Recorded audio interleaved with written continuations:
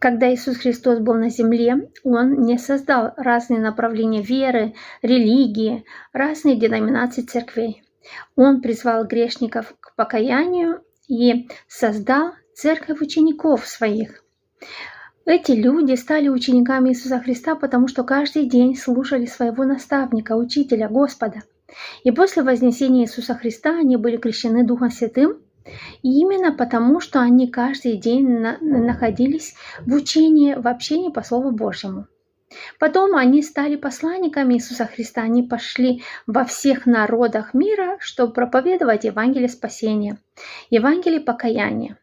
Когда мы придем в вечность, Бог не спросит, из какой ты церкви была, православной, католической, протестантской. Он спросит, почему ты не слушал проповедников Божьих, почему ты не стал учеником Иисуса Христа, почему не исполнил мою волю.